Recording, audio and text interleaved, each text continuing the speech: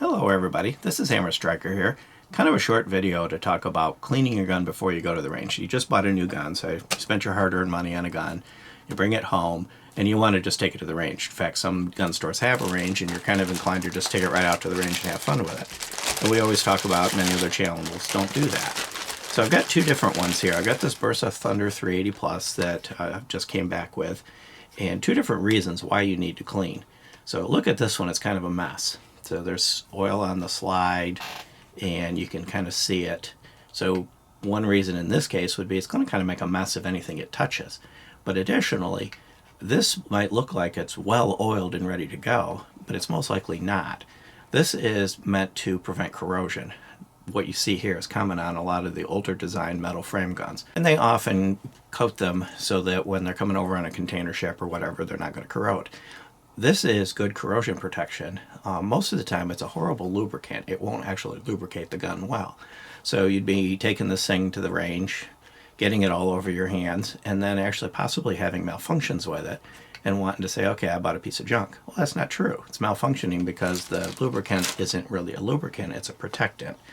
So I'm going to take this one apart. I'm going to lock it back, pull the magazine out, take the chamber flag out. And of course, with this large chamber flag in there, we know it's unloaded. Now, this one comes apart by coming back. So I do it right. And what you're going to see is inside, it's actually kind of dry. So this one really isn't ready to run. There is some lubricant on the barrel, but the slide guides and everything are actually fairly dry. So it's inconsistent. They lubricated the parts that were likely to corrode, and they didn't worry so much about lubricating it for function. So if I took this to the range right now, I'd probably have problems with it.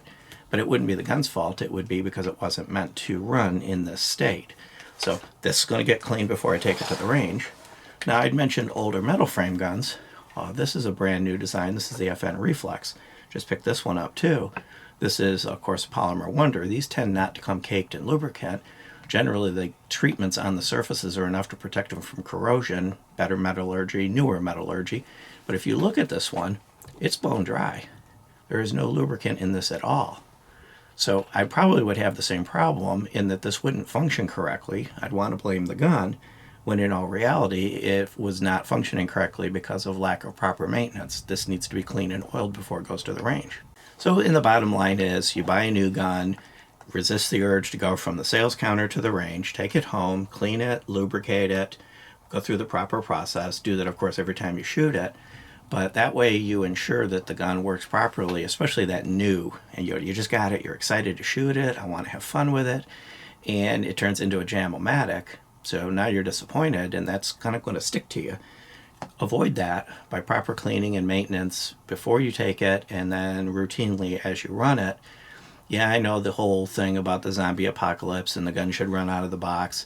They're not designed and built with the zombie apocalypse in mind. They're designed and built with the concept that functioning society, I can bring it home, I can clean it, I can maintain it, and go from there. So beyond that, if you like our videos, please give us a thumbs up, share, subscribe, click that bell to get notified if you do. Check us out on Patreon, Facebook, Instagram, Twitter, Rumble, and of course Player, where we can kind of go a little further with videos than we can on YouTube. And thank you.